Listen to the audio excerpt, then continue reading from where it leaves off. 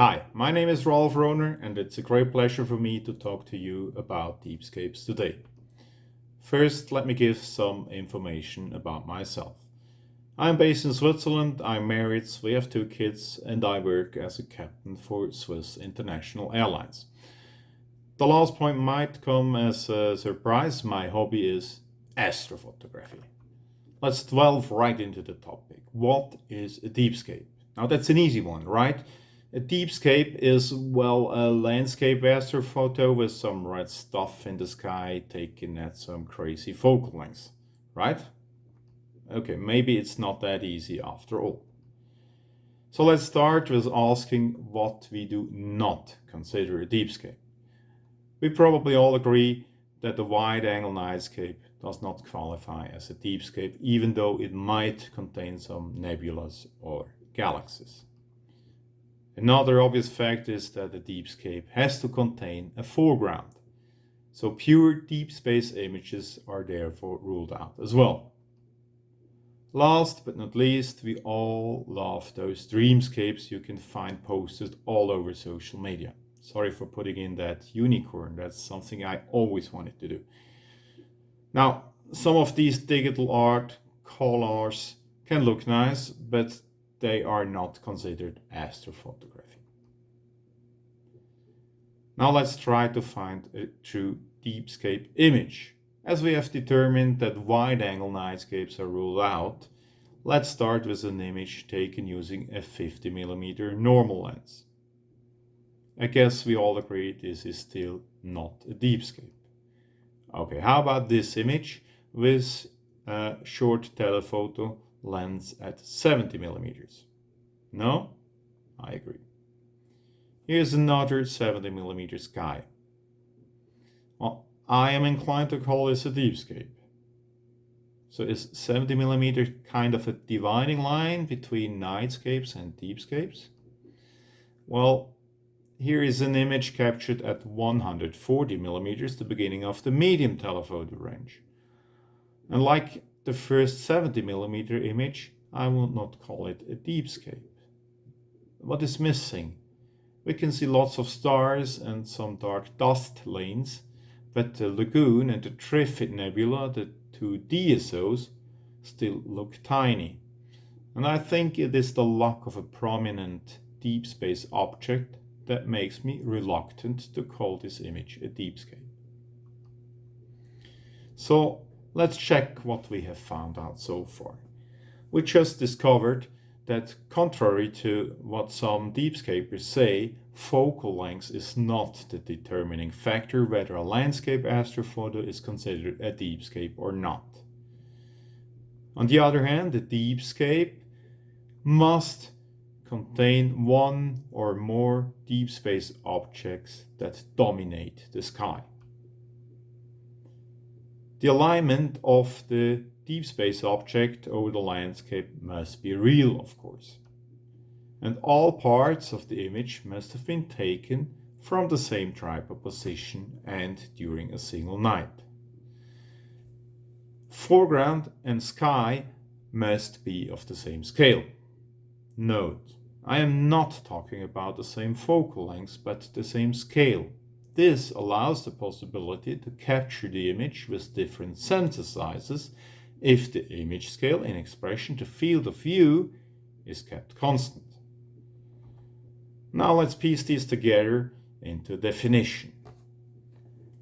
A deepscape is a landscape astrophoto captured during a single night and from the same tripod position, showing one or more deep space objects dominating the sky in a real alignment above a landscape at the same scale.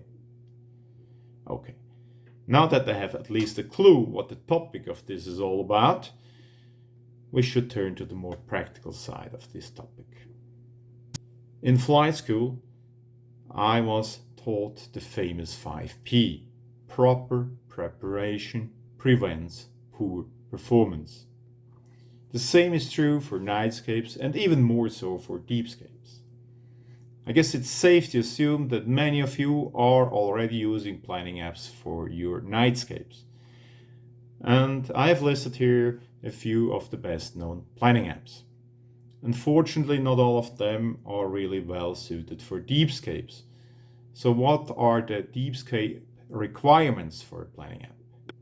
It needs to be able to render a virtual three-dimensional view of the landscape.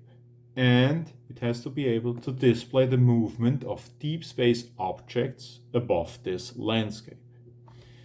As you can see, these two conditions leave us with only Planet Pro for photographers. Of course, you can combine the calculations of two of the other apps and still get a usable result, but that would be much more complicated than using a single app. Another nice addition is that Planet Pro can show the field of view of different camera lens combinations. If you are shooting with different sensor sizes, like for example a full-frame DSLR and a crop sensor Astrocam, this lets you calculate the required focal length for a given field of view. How does such a planning look? Here's the example of the planning for my Andromeda station image, which shows the Andromeda galaxy over an aerial tram station in Arosa, Switzerland. It was captured with a 200mm lens attached to a Micro Four Thirds Astro camera. In Planet, you open the map view, which shows a Google map, and first you have to set the camera position and the scene position, where the camera is pointing to. This lets you calculate the distance and the altitude difference of these 2 points. Here I was 1.3 miles and 2,400 feet below the aerial tram station. Now, after entering time and date and the lens and camera data, you can open the viewfinder and you get a very accurate display of the expected image, including the DSO and the terrain. As mentioned before, the field of view can be displayed. And you can see that with my camera lens combination, it was like 4 by 5 degrees. And this tiny field of view is the reason why careful planning is so important. Here, for example, I moved the camera position by a mere 200 feet. And as you can see on the right side, the galaxy almost misses the foreground frame. That's why careful planning and being at the right spot is mandatory. Let's talk about the workflow in the field. How do we actually capture the image? The workflow is actually pretty similar to what many of you probably already do with your Nightscapes. First, we have to know whether a DSO is rising or setting. For a rising DSO, the workflow is pretty straightforward. First, you set up and polar align the mount. Then you frame and capture the foreground while the DSO is still below horizon. Of course, the tracker needs to be switched off for this. When the DSO has risen into position, you can start the tracking of the mount and capture the sky subs. The workflow for a setting DSO is a bit more complex. Like in the rising case, you first have to set up the polar alignment and the mount. As a second step, you again frame the foreground. But now, you do not immediately capture the foreground, but you rotate the camera in right ascension until the DSO is correctly framed. Finding the DSO can be a bit tricky. Make sure you only move the camera in right ascension. If you have to move the camera in declination to frame the DSO, you are standing in the wrong spot. And the DSO will miss your planned foreground feature when it hits the horizon. Now that we have a perfect framing, you can capture the DSO while it moves down towards the horizon. And once the DSO has reached the position, you shut down the tracker and capture the foreground. Before we can start shooting, we have to know what the minimum required equipment is to have a fighting chance to get a decent result. As mentioned, you need a planning app. And if you're serious about getting into Deepscapes, a few bucks for Planet Pro are definitely a good investment. Of course, you also need a camera and a telephoto lens, but chances are that you already own them. As you have seen, one of the cameras I use has a micro four thirds sensor. A full frame camera offers no real advantage for Deepscapes, and the crop sensor might even be better to reach higher magnifications. A fast lens is still helpful, but for my sky exposures I normally stop down my f2.8 lens to f4. As always, you should not skimp on your tripod. Actually, my Gitzo was almost as expensive as my camera. Finally, you need a tracking mount. Any decent tracker will do for a start. I used a small and inexpensive Ioptron Sky Tracker Pro for half of the images I use in this presentation. For the rest of the images, I upgraded to a more sophisticated rig. It has a go-to mount, which is controlled with a small computer, and part of the data was acquired with a cooled Astro camera and narrowband filters. Let's look a bit closer at these parts and the advantages they offer. A go-to mount makes finding a DSO a breeze. This is especially helpful in case of a setting DSO where you have to find it by rotating the camera in right ascension. To make a go-to mount suitable for Deepscapes, it should be lightweight and transportable. Due to the narrow field of view with a telephoto lens or a small telescope, chances are high that the right spot for a good Deepscape alignment is only reachable with a hike. And you do not want to carry that huge deep space rig on top of that mountain, believe me. So the whole thing has to fit into a backpack. While standalone go-to function is helpful, a computer is needed to unleash the whole power of such a mount, and that brings us to computer control.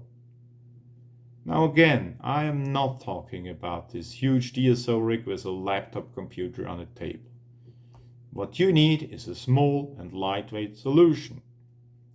A tiny Raspberry Pi computer is simply perfect for this. These computers are about as big as a cigarette box and can be controlled wirelessly from a smartphone or tablet. There are several Raspberry Pi based solutions like Aussie Air, Stellarmate or Astroberry that can control an entire imaging rig. Their possible functions are, for example, plate solving. Now, plate solving is a method used to determine exactly where the camera is pointing by comparing a star field in an image to a database of star positions.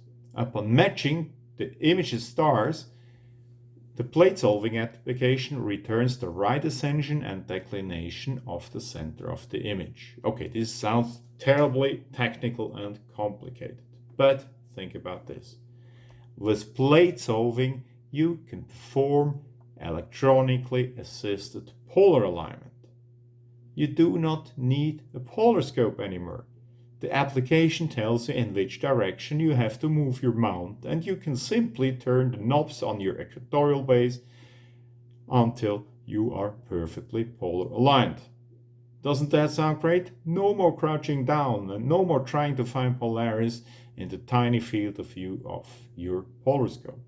Cool. Plate solving also gets rid of those star alignments you need to do to show a conventional go-to mount where it is pointing to. After a polar alignment, you simply dial in the target, perform a plate solving, and thereafter the mount knows perfectly well where it is pointing to. The same is true for image framing. By plate solving after a go-to operation, pointing imprecisions of the mount are automatically corrected.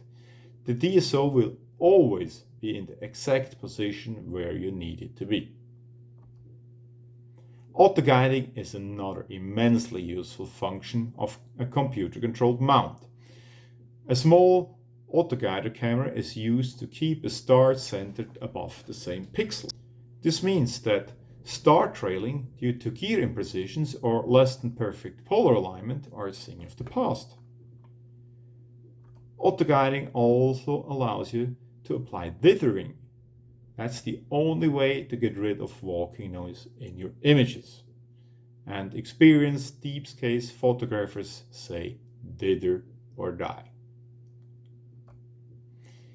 Depending on your equipment, there are even more useful functions like autofocus with an electric autofocuser, automated image sequences, or automated filter changes for monochrome cameras with an electric filter wheel. Let's talk about cooled astro cameras. There is a revolution taking place right now in Deepscape Astrophotography. The CCD sensors in specialized astro cameras are being replaced by CMOS technology. Without going into details, this is extremely good news for landscape astrophotographers, as these new generation astrocams cut the extensively long exposure times needed for CCDs down to what we are used from our DSLRs. That's no surprise because these astrocams basically use the same sensors. But if they use these same sensors, why are the cameras better than a good DSLR or mirrorless? The reason for that is sensor cooling. These cameras have cooled sensors, and you can cool those sensors down to -35 to -40 degrees below ambient temperatures. And such a cooled sensor immensely cuts down noise levels. If you have ever shot astro images in temperatures below freezing point, you will know what I'm talking about. And you can do that now in summer in the middle of a desert. These cameras tend also to be more sensitive. As they are built for astrophotography, they are perfectly astromodified out of the box, and their filters let pass the astronomically interesting wavelengths much better than any stock camera built for daylight photography. If you want to increase the sensitivity and resolution even more, such cameras are also available in monochrome. This is highly recommended for narrowband imaging, but to capture a color image with a monochrome camera, the different color channels need to be captured sequentially, and that may not be the best idea for foregrounds in Deepscapes. Another drawback is that these cameras are not meant to be used as standalone imaging solutions. They neither have an LCD display nor camera controls. This means you will need a computer to control them, but luckily the tiny microcomputers I mentioned before are able to perform this task perfectly. As a last point, it is also worth noting that these cameras don't have an internal battery, so you need a USB cable to connect it to the computer, and you need a 12-volt power supply to power the cooling section. So you actually have to carry a power tank into the field, but you probably have to do that anyway to power up your microcomputer. The last piece of equipment I would like to mention are narrowband filters.